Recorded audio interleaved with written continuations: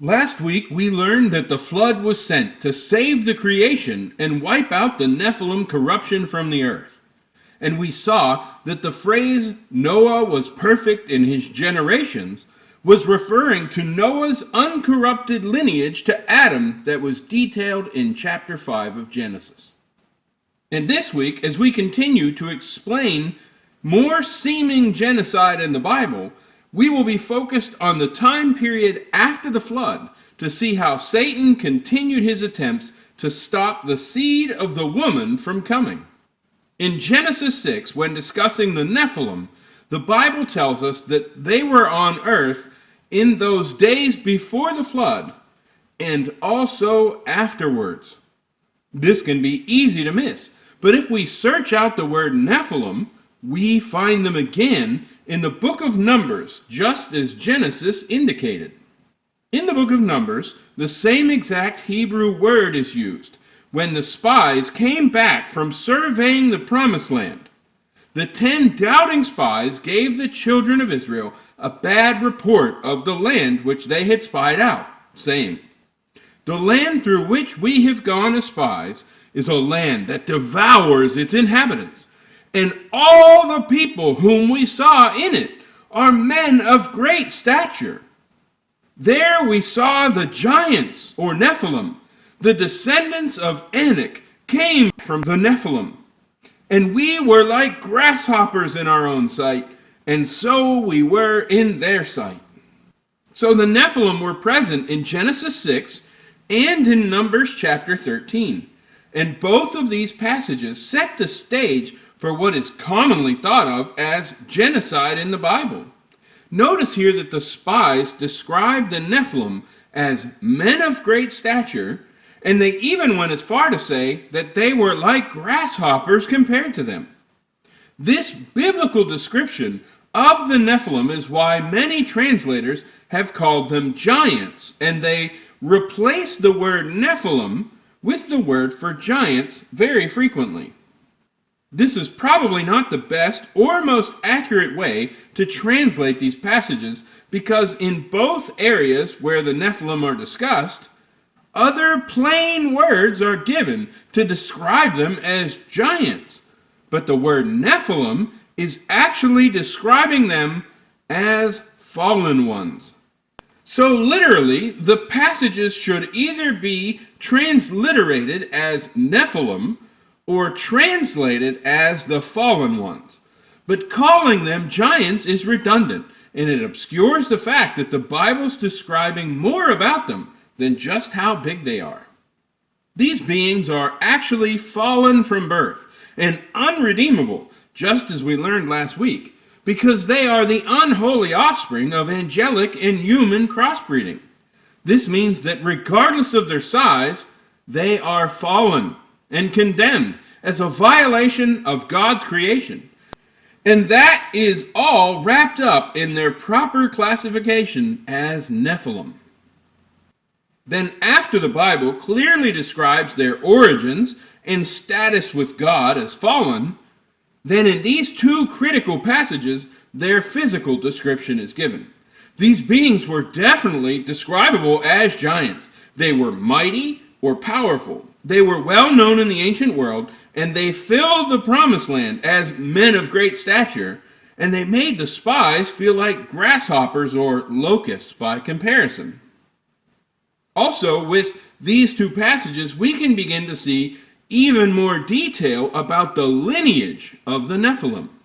Not only did they come from the forbidden union of the fallen angels and human women, but later one of the Nephilim, specifically named Anak, had offspring.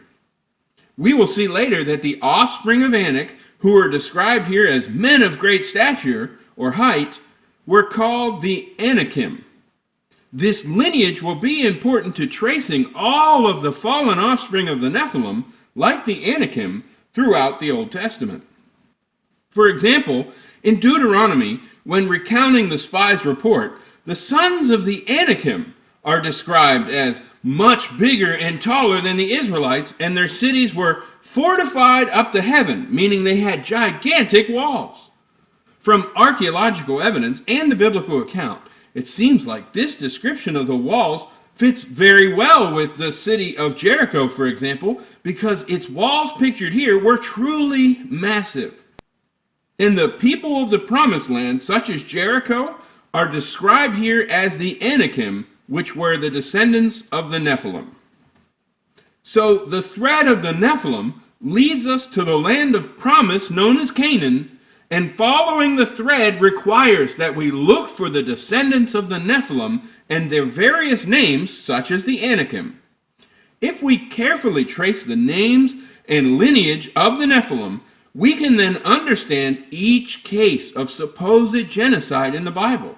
And the conquest of these nations will also be a clear case of deliverance and protection of the human race, not a cruel act of indifference. And while we trace out the thread of the Nephilim seed, we must not forget the prophecy that started this entire genetic battle with Satan. Remember that God said the seed of the woman would bruise the serpent's head? We've already seen that the first incursion before the flood of these fallen angels and their offspring, the Nephilim, logically appears to be an attempt to stop this prophecy from being fulfilled. But how would a race of Nephilim offspring in the promised land play into this battle also? God promised Abraham several things, and in these promises, a narrowing of the line of the seed was given. God chose Abraham to be part of the lineage of the promised seed. And Paul later makes it very clear that this seed was the Messiah, or Christ in Greek. Satan knew this, and he also knew that God had told Abraham exactly where on planet Earth the nation he would father was going to inherit. God had clearly promised Abraham the land of Canaan, and that is why it's called the Promised Land. The Promised Land is what the spies were sent into to check out over 400 years later. And that is where they found that all the people in it were of great stature. Satan had heard another prophecy related to the seed and paid close attention to it, it seems. Satan knew that he could focus his attention on the narrow area of land we now call Israel to try to prevent God from fulfilling his promise to Abraham. And that second seed prophecy is what brings us to this chapter in Numbers.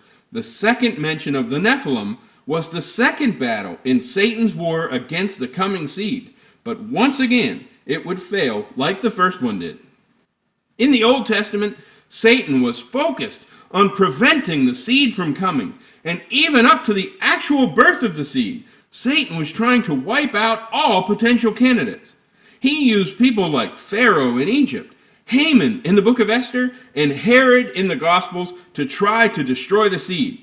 But once the seed came and Satan's head was bruised at the cross, his focus shifted towards distraction and misinformation. That means now we are in the time of the new covenant. Satan's focus is all about keeping people away from the good news about the victory of the seed.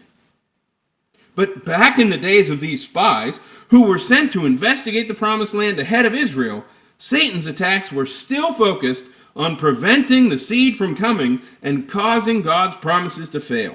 So he was busy behind the scenes, filling the promised land with people of great stature.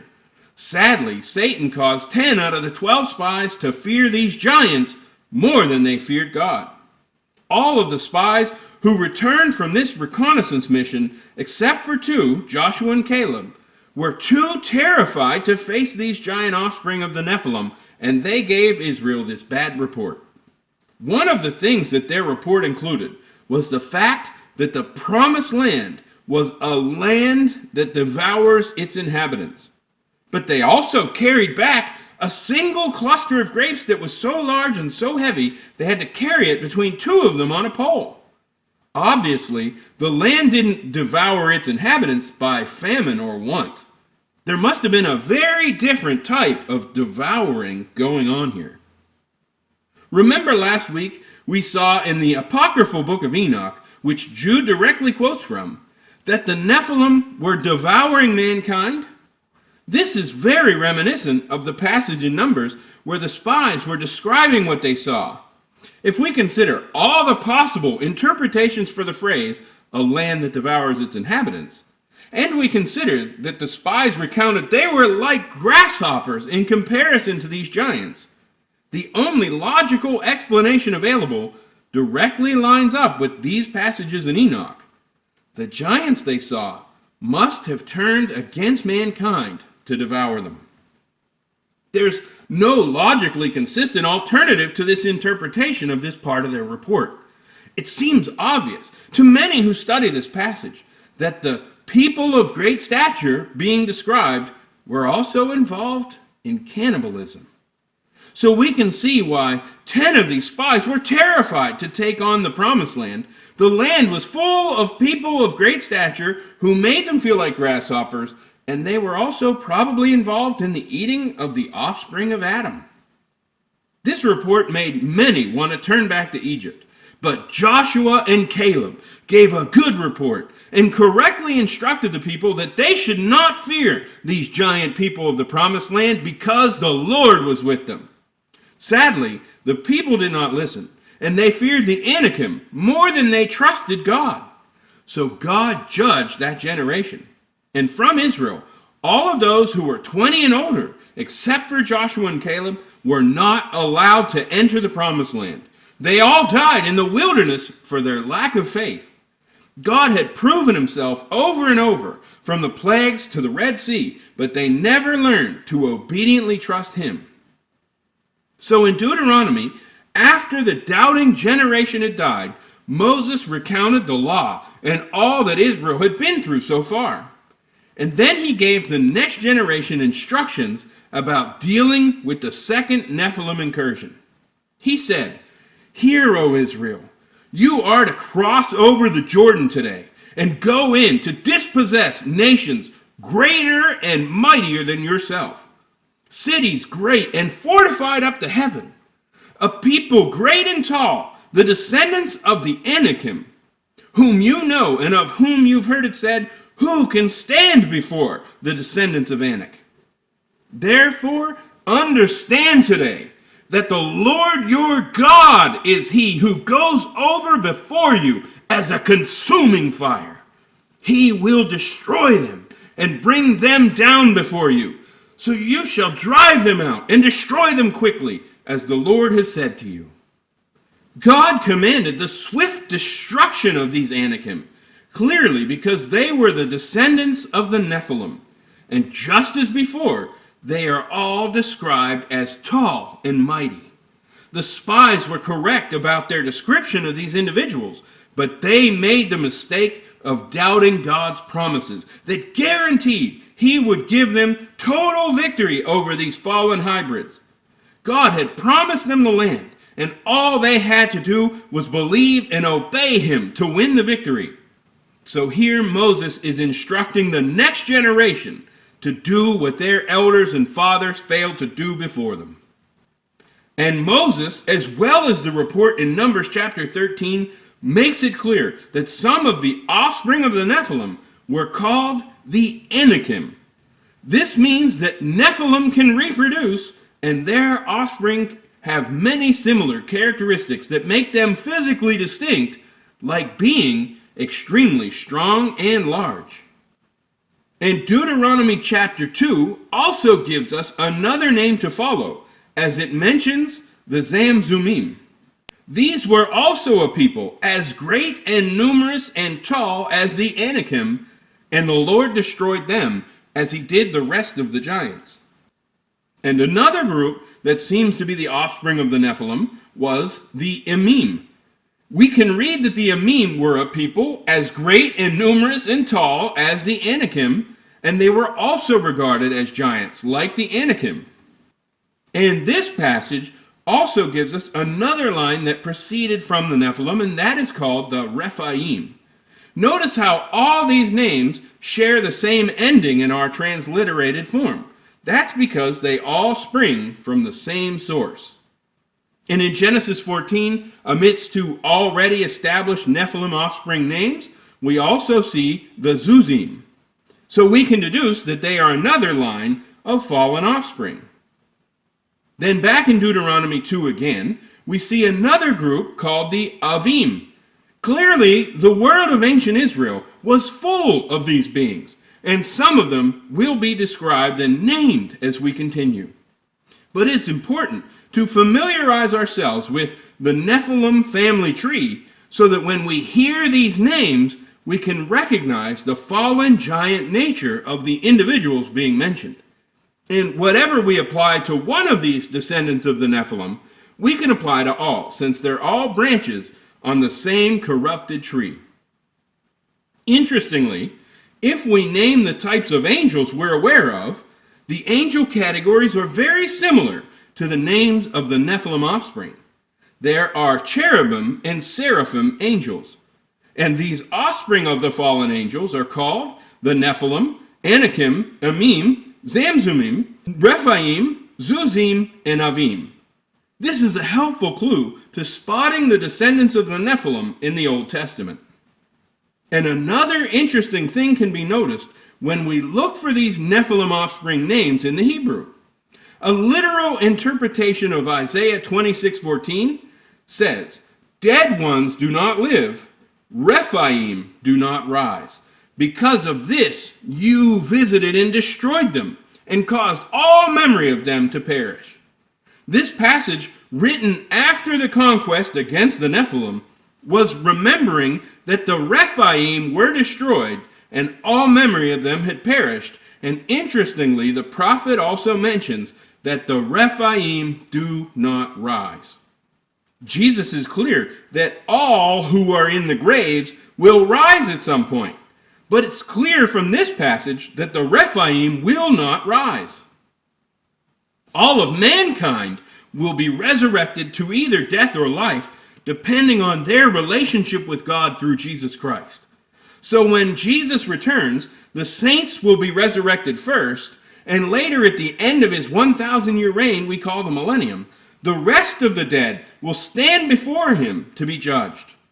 This is what will happen to the sons of Adam, but these Rephaim will not rise at either time, because they're an abomination created by the fallen angels, and their judgment was sealed the day their parents sinned.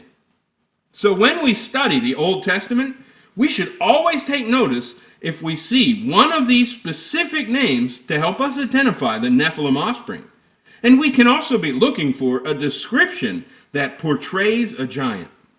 In this passage, for example, we see the connection in genetic lineage between the Nephilim and the descendants of Anak, who were also called the Anakim.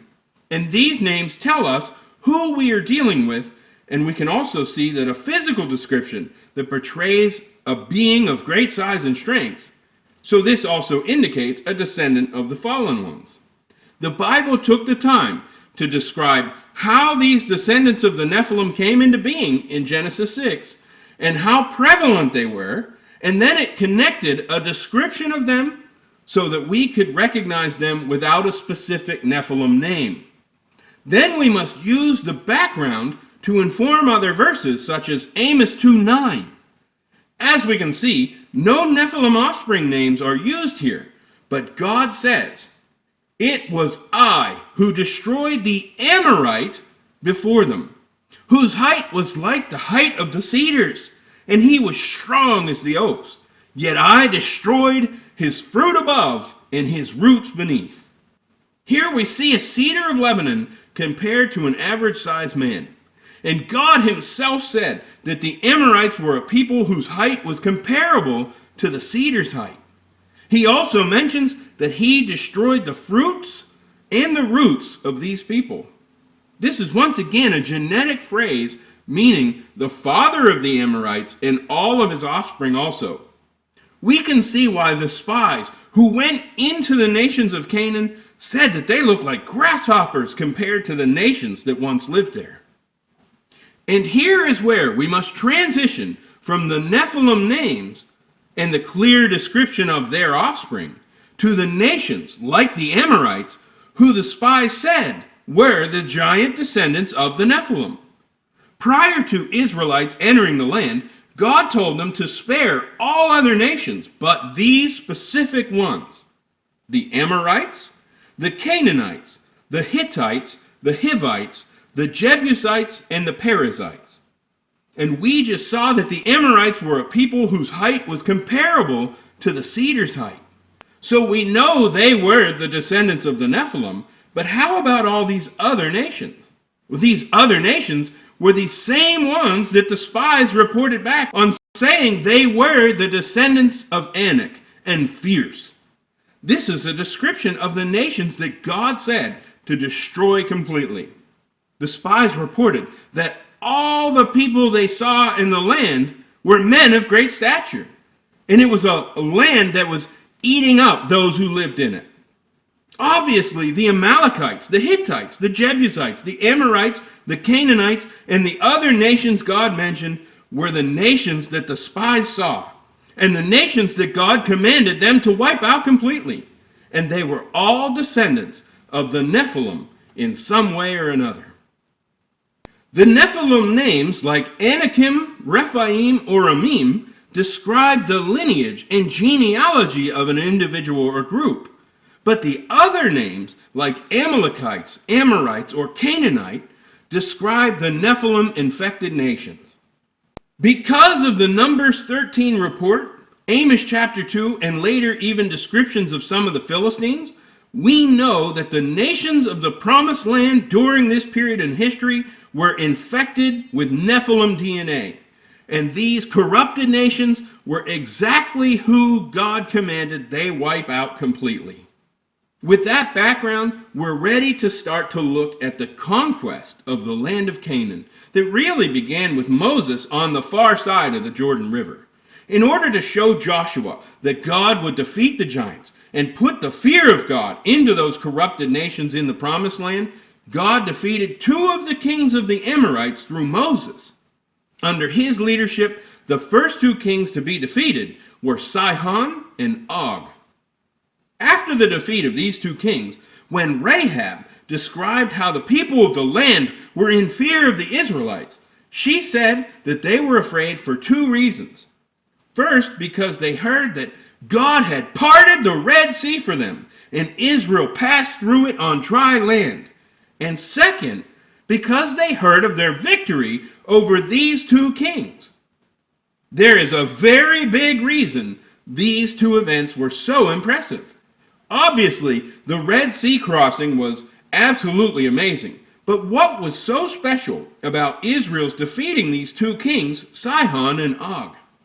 There is some detailed information provided about Og that explains why the people were so afraid of Israel after they defeated him and Sihon.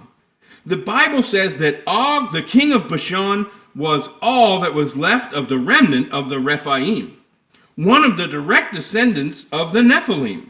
This may mean that Og was the last Rephaim on that side of the Jordan, or the last known Rephaim in the first generation, but Og was definitely of the Rephaim line and also an Amorite king. He is described as having a bed of iron that was 9 cubits long and 4 cubits wide, according to the cubit of a man. Some believe this is describing his coffin, and others believe this is describing his bed as we would know it. But the size of his bed is important for understanding the size of Og. The cubit is a measurement of the span from the elbow to the tip of the middle finger.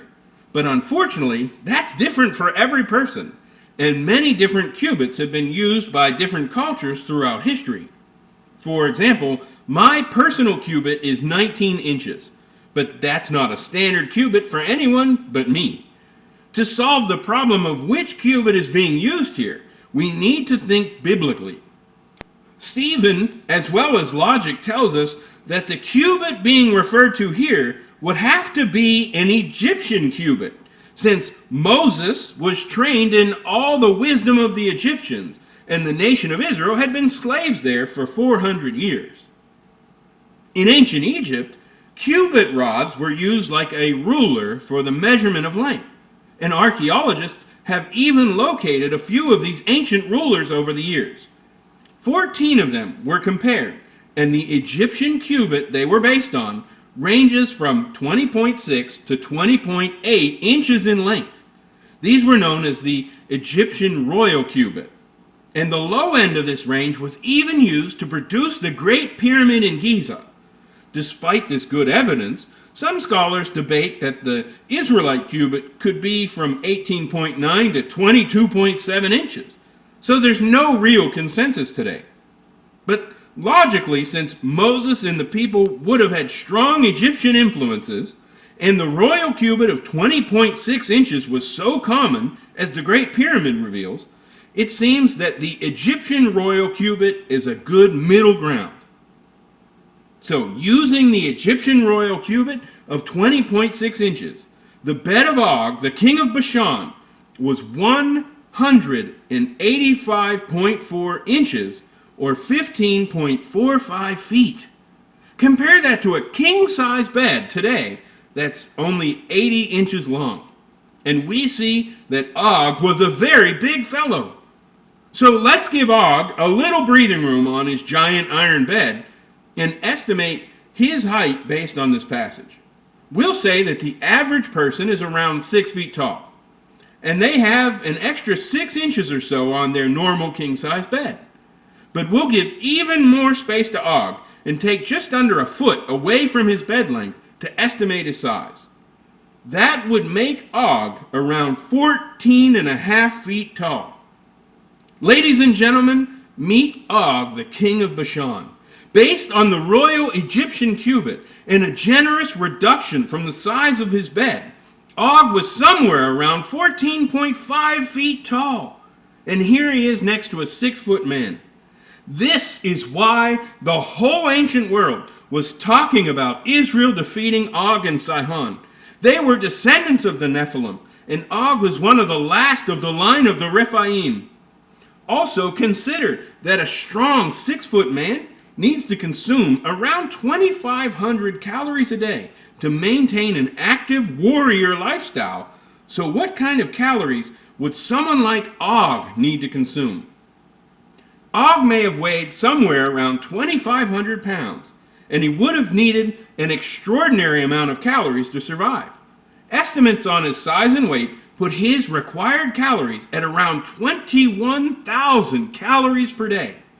Remember, the spies said that the land of Canaan was a land that devoured its inhabitants? Beings like Og are most likely the reason they said that.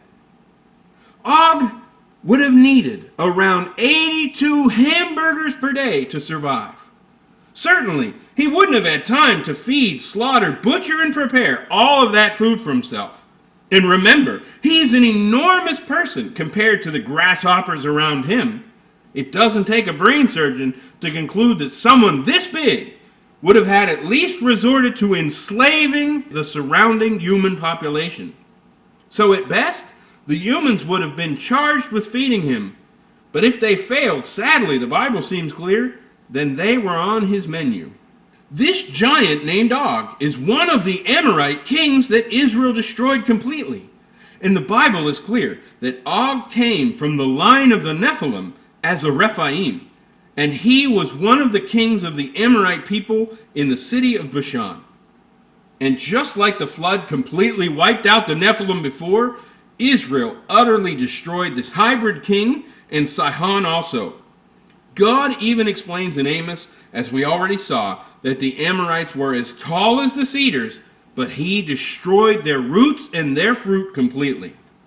This destruction of Og and Sihon of the Amorites was the beginning of God's cleansing of the land. Moses led these first campaigns on the far side of the Jordan before they crossed over, so the people would know that they could follow Joshua into battle against these giants and win. They had to learn that because the Lord went before them, he would give them the victory.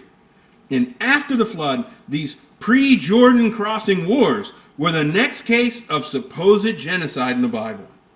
And with the actual background and history of the Amorites and the Nephilim issue clearly understood, we can actually understand why the Bible records this next difficult verse. In Deuteronomy chapter 2, Moses said, "We took all of Sihon's cities at that time, and we utterly destroyed the men, women, and little ones of every city. We left none remaining. When we look at the scriptures in their proper context, we see that these children, as the offspring of the Nephilim, were doomed by the very act that created them. The fallen angels had corrupted the DNA of the human race, and these children were the condemned result of their sin. If they were allowed to remain, more lives would be infected with the genetic corruption of those sinning angels, and the problem would have spread. As we saw earlier, the descendants of the Nephilim do not rise. And if their seed was allowed to continue in the world, all of humanity could have been lost. So this time, instead of a flood, God used Israel and even a few other nations to destroy the seed of the fallen angels from the earth again. And that's what Deuteronomy is describing. When we pick up next week, we'll see how Joshua carried on the cleansing after Moses left off, as the Israelites crossed over the Jordan to reclaim the promised land for Adam's offspring. And we will see that under Joshua, nearly all of the corrupted seed of the Nephilim was destroyed, except for one particular nation. That nation then became a thorn in the side of Israel, and the most famous giant in the Bible, though definitely not the largest, fought on the side of this last recorded Nephilim nation, only to be defeated by a young shepherd boy.